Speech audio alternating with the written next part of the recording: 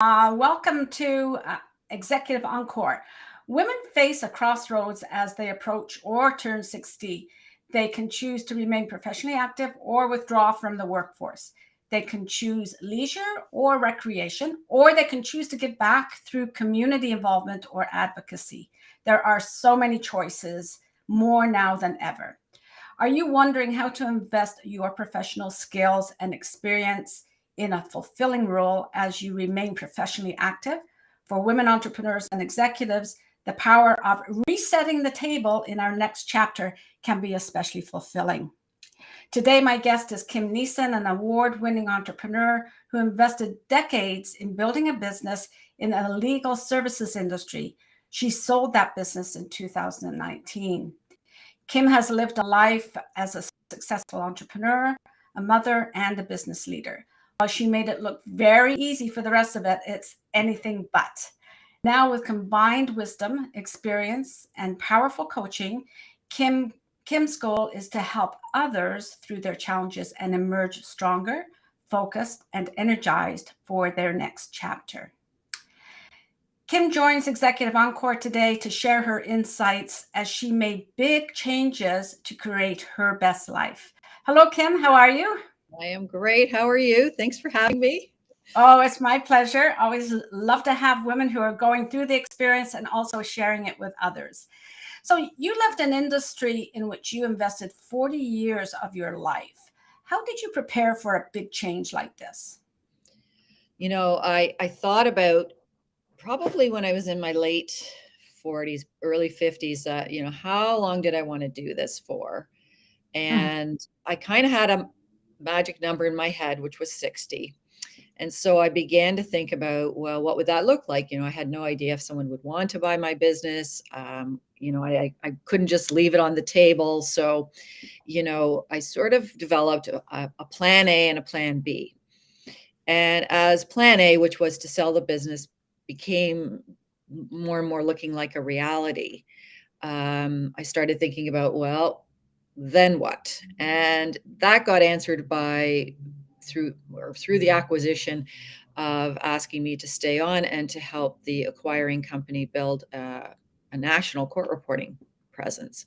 So I looked at that and I thought, okay, those are the last sort of, now I'm at 57 and I'm like, good 3 years to spend growing, changing, because working as an entrepreneur versus in the corporate world is so completely different. Where I used to make snap decisions, based on how I felt at that moment. Now I had to go through processes and challenges and, provide budget reasons why something should happen. But it was a really great experience. But I still was very committed to thinking about having time to do some other things, because as an entrepreneur, there were so many things I just never had time to do. And it's sort of that old adage, if not now, when? Mm-hmm. So as I was getting closer and I had committed to a 3-year term, I started thinking about, well, what am I going to do next? Because I wasn't really ready to retire completely, but I really wanted to change. I wanted more control in my life. I wanted to be the one to set my own agenda.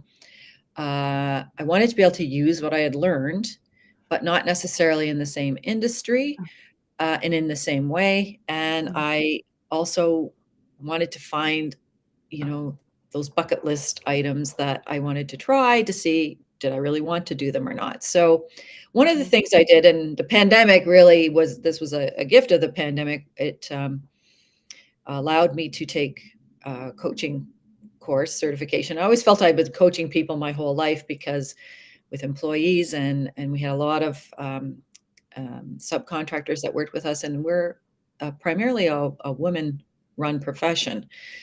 So I had a lot of opportunity to do that as I was going along, but I wanted to formalize it, and I did that, and I got my coaching certification from the International Coaching Federation.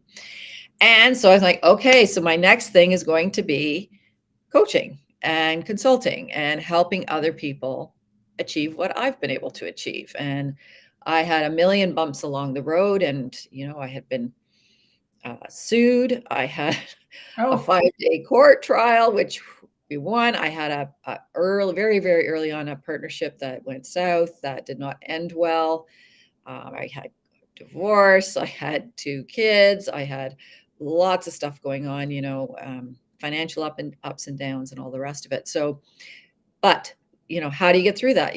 How do you build your resilience? How do you build your perseverance? How do you, draw on those things to get you through to the next part of your life? And that's the part that I wanted to be able to share. Mhm. And one of the things I really liked about the idea of coaching and consulting was taking it on a project by project basis or a client basis and saying, if I want to go play pickleball, which I have taken up and I love, Thursday afternoons, I can block my Thursday afternoon and I just don't put any appointments in. So that's really, was very methodical, and I didn't know if I was going to like some of these things that I was going to do, but I needed to have an anchor and to ground me into the next thing. And I, been a very type A, always been go, go, go, go, run, run, run, run. I just couldn't imagine just stopping altogether. Mhm. And so I sort of formulated this and just kind of jumped off that dock, so to speak, and into the water. And really, it's about starting another business all over again, which, Mhm. even though I mentally knew that, I'm not sure I emotionally um, understood. I kind of forgotten what that was like. Let's put it that Hmm. way. So, what big surprises came up for you then? Like that's, what you were saying about the emotional side of it. That's something that a lot of people don't think about. They think about the tactical part of the next step. But what about the emotional part? Was that one of the big things that you learned? I think that's been, for me, actually one of the biggest surprises, because I'm now 8 months out, Mhm. and I I really made myself very busy. And I suspect, as I look back on it now, it was that I was afraid of not being busy, afraid I Oh. wouldn't have enough to do. So I am, in some ways, overloaded myself in the other direction, where it was like, geez, I had more time when I was working for someone else than I do right now trying to do this thing for myself. And so it caused me to take more recently a step back to say, okay, I'm doing too much. But I don't know that I could have done it any other way, because I think coming out of the mindset of, someone who built a business, who always had the stress of running that business and the next sale and the next big case and the next this and that, you just don't have a switch you turn off. But the luxury of time is, I actually enjoy what I'm doing, but I also found there's parts of it I didn't want to do, Mm. uh, that I even the part of building a business, all the work that goes into, um, not the doing of the business, but the all the other stuff around it, the websites and social media and cold calling and marketing material. And, kind of took for granted I had done all that work, of course, Yeah. before, and I had a big stock of it. So it wasn't, the business was so far past that kind of a stage of trying to just get those first few clients that it was very interesting to me. I still am reflecting back as to, I don't know that I would have done it any differently. I actually think I had to go through that to come to a point where I'm saying now I do want more free time, and I do want to contribute, and I want to help other people, and it's not a full board one way or the other. And that I Mhm. actually found it surprising how you can fill your day. Mhm. Um, and you sit there and wonder, how did I used to do it all before, when, we were working 60-hour weeks with 2 kids and all the activities and all the rest of the stuff, and you know, how I can't even imagine now how I did all that. Yeah. Yeah. Uh, so I think that's an interesting time, but maybe it's part of it is just having that luxury of, um, being able to take the time for myself and say, while have my health and I have my ability to do those things, you don't want to put them off forever, because Right. don't have forever. Our bodies aren't going to last forever. Mhm. And it's, I think, finding that really good balance, and it's a search for, you know, enough mental stimulation and a feeling of having purpose. I think that's really key. I have seen other people around me that have no purpose after they've retired, and it's been disastrous. Mhm. Um, and at the same time, having some space for fun and for just being. Mhm. That Yeah. space to be. Um, and it's hard to wrap your head around that when you've come off I mean, when I left, I was regional vice president for Eastern Canada, and we started with my one office, and we had expanded to 11. So it was a lot of people to deal with, a lot of problems, a lot of integration, all that kind of stuff. So it was a very, very busy, responsible job. And but we also get our ego from there, and what are you? I'm a regional vice president. It sounds Yeah. great. I'm an entrepreneur. I'm a this, I'm a that. Now what I am, it didn't, but I'm becoming more okay with saying, yeah, I'm coach, I'm a consultant. I love playing pickleball. Like, I always throw that in, just to, Yeah. to show that there's some fun Yeah. aspect to it as well. And you've brought up a really good point about that status of who we are, say, Mhm. in our life before, and coming up to a time where we're looking at what's going to be fulfilling for us, and actually evaluating whether that fulfillment fits with what we did in the past and whether we want to, right? With all the ego that's involved there, to sort of switch that off, that's very difficult to navigate. We don't realize how powerful that is, like whatever title we had, even some of the other roles that we have, such as mother. Okay, so when we have changes in our lives where we are not, like, our children are always our children, right? But we're not always seen with the same status as mother. As they get older, our relationships change. So that whole thing around status, and how do we navigate that when we go into another part of our life, I think that's something that many people miss. And they even think that they can pick that up very easily by perhaps volunteering or doing something else. But they really do need to look to see whether that is still going to fulfill that need that they have for status, right? So I would imagine for you, that was a huge mind shift that you went through. And I'll tell you, one of the harder things about it was not getting that paycheck. Yeah. Like the mental, like, you go look in your bank account and there's nothing coming in, and you're like, "Ah," you know, that was a big one for me. And I, you spend years honing your expertise, and I was very fortunate to have a lot of um, respect in our community, and all the rest of it, and you're leaving that behind, and Mhm. it's hard, and Yeah. it's really about, you got to check your ego a little bit, that, well, who do I want to be? You Yeah. know, and that I'm still a very capable, accomplished person, and those accomplishments don't leave because I'm not doing it anymore. Mhm. In fact, those accomplishments have allowed me to have some freedom to do other things, and Mhm. you know, it is something I think we all have to struggle with. I think some Mhm. of us do it better than others. I gave it a lot of thought, and I've wrestled with it. I've had to Yeah. remind myself sometimes that, you chose this, it's fine. Could I see myself, I look at some of my counterparts around me, and, I'm not ready to just play pickleball and golf all day, every day. I'm Mhm. not there yet. I need to feel like I'm doing something, I'm contributing to something, and it makes me feel worthwhile. And whatever that is for you or your listeners, you have to find that for yourself, but you have to find it.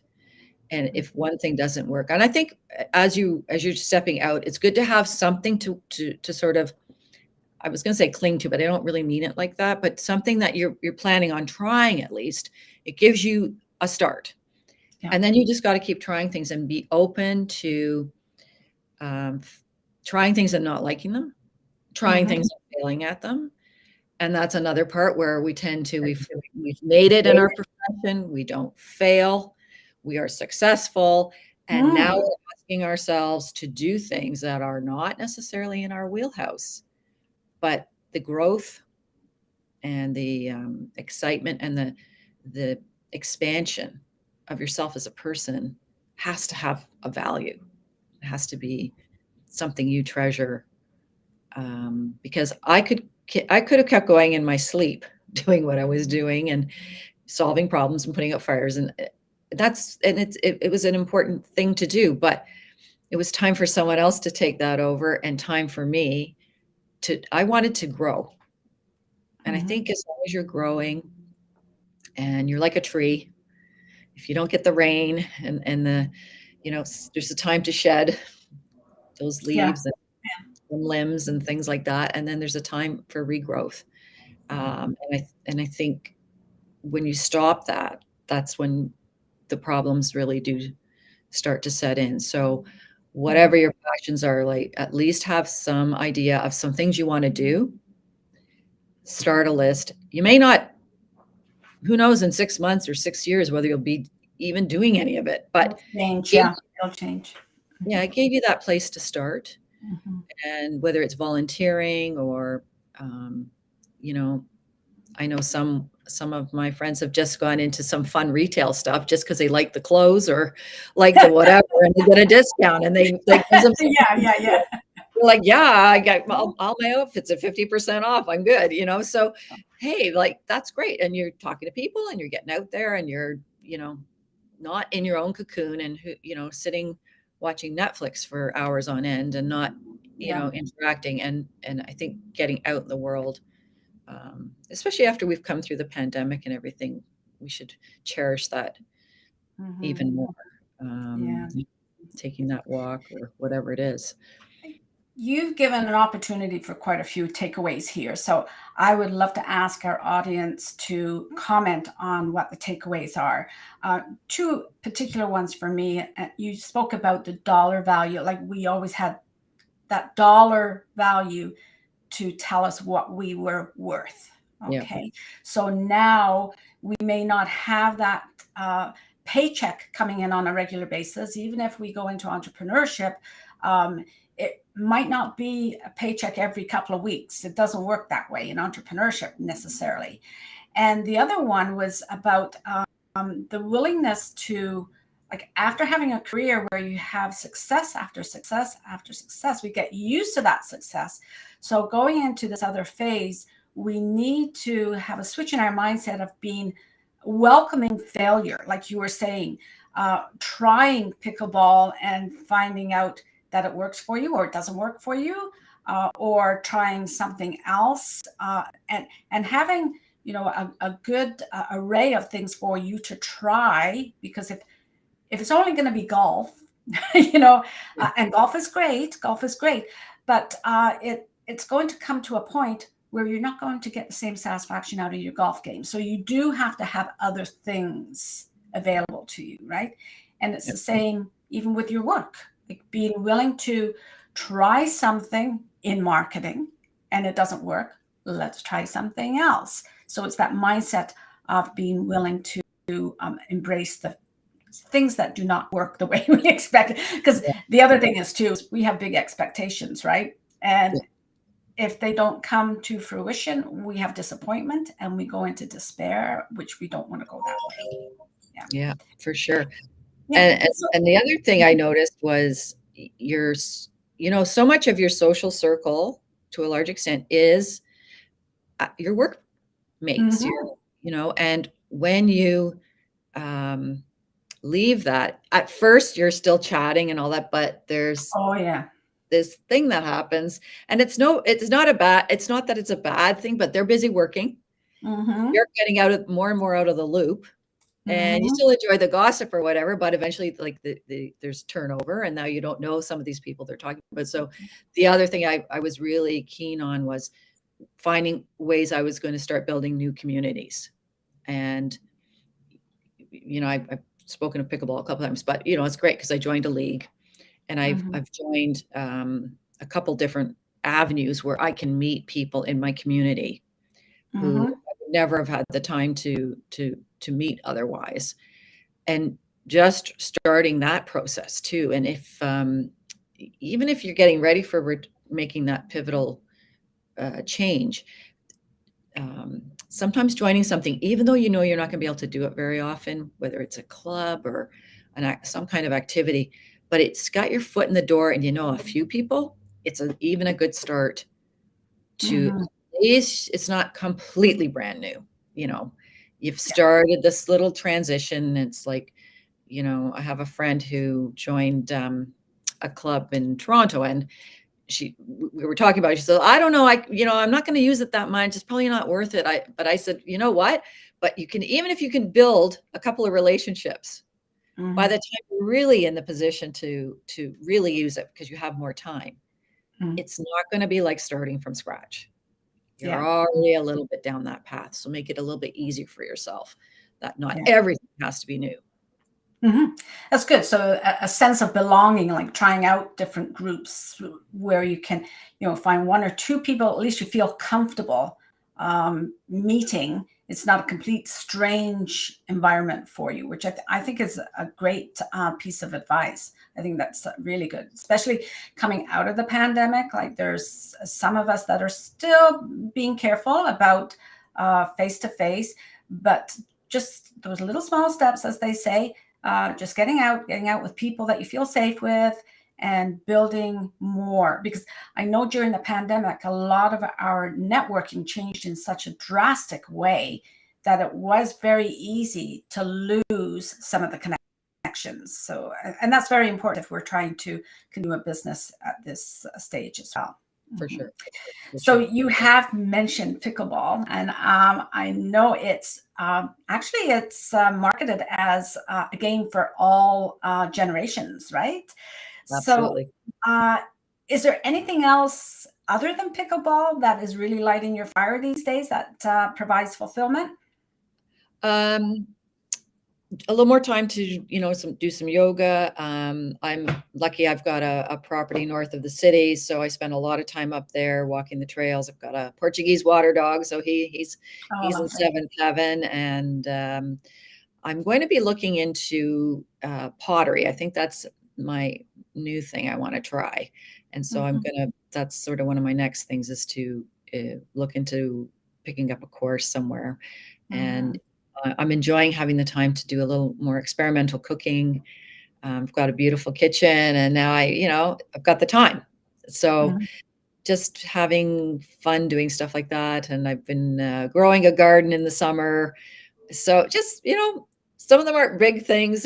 But they make me happy. And, you Yeah. know, Yeah, and they all build on developing that environment that you're comfortable in, and that you are comfortable trying new things. That's really good. yeah, Okay. definitely, So definitely. we've come to the part of Executive Encore. It's a segue called Every Moment Matters. So, Kim, I'd like to ask you to share a pivotal moment when you recognized what fulfillment looks like for you. And just after that, please share with the audience how they can reach you, and let them know what you could offer them if they would like to meet up with you. Okay.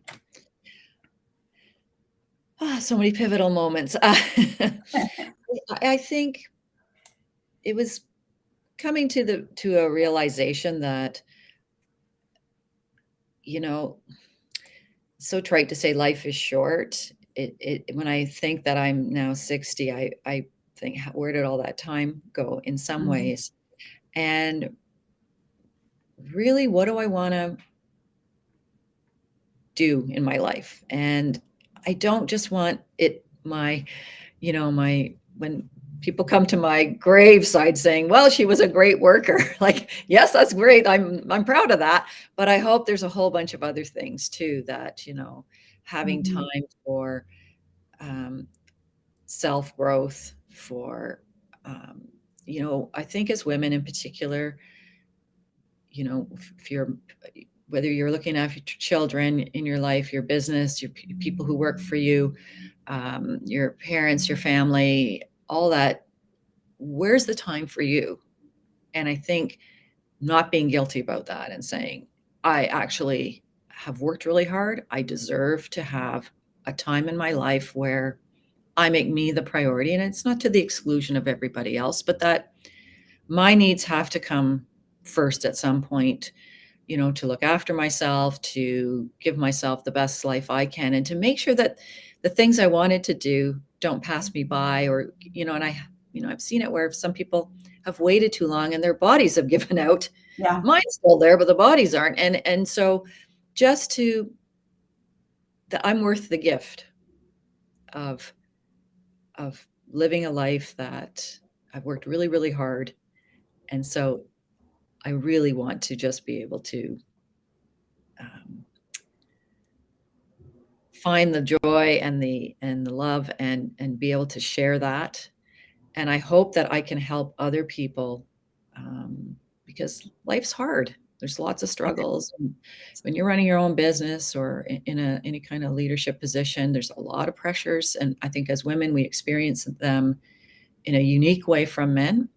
We're still caregivers for a good chunk of it, things like that. And so what I offer at this point is that lived life, the wisdom, the experience, the business know-how, and trying to bring that all together for clients who really are maybe feeling like a little bit like the hamster on a wheel. You're just doing the things, you're doing them, but you don't know why you're doing them anymore.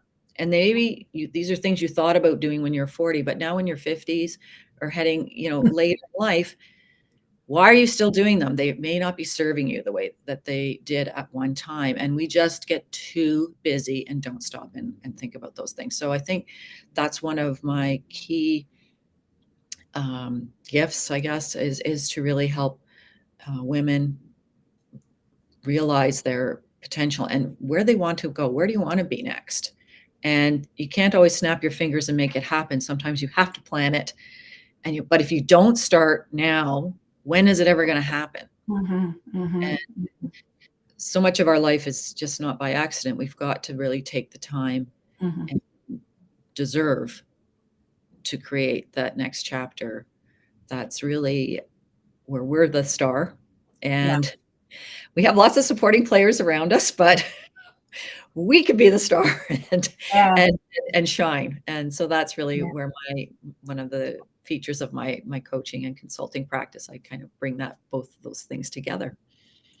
And so where can people reach you? So I have a website. It's kimneeson.com. And easy to remember, if you can remember how to spell my name. Think of Liam Neeson, Kim. Okay. And, you'll find all kinds of information there. And I share insights and tips and reflections, and absolutely would love to speak to anyone who even if you just want to bounce, you're thinking about these things and not even sure where to go, happy to have a conversation. It would be my pleasure. Yeah, it's great to bounce some ideas with other people. And so that, again, getting out of that isolation of our own head sometimes and see what other people are thinking, because there's a lot of wisdom out there, right? Definitely. This is something that we are very proud of at this stage. There's many women that, come to us, and it's amazing. Sometimes we'll say something and they'll be so grateful because it's something they hadn't thought of. So the more we share, the stronger our network gets, right? Definitely. So thank you, Kim. And I want to thank our audience today. Again, please add your comments. What were the takeaways for you? Join me each week as I interview more women like Kim and other thought leaders. Men thought leaders join me as well, about finding fulfillment and joy after 60. If you're interested in being interviewed, please contact me. My information is on my website. So my website is patriciamuir.com, and you can see how to spell my name here, patriciamuir.com. And read the Executive Encore weekly blog on my website. That's also at patriciamuir.com/blog. And subscribe to the weekly newsletter that comes out Sunday morning, just in time for you to have your coffee and sit with a little bit of self-care with hundreds of women who are sitting there with their favorite beverage to read the latest insights on fulfillment in life and work. Thank you and have a great day. Bye-bye. Bye.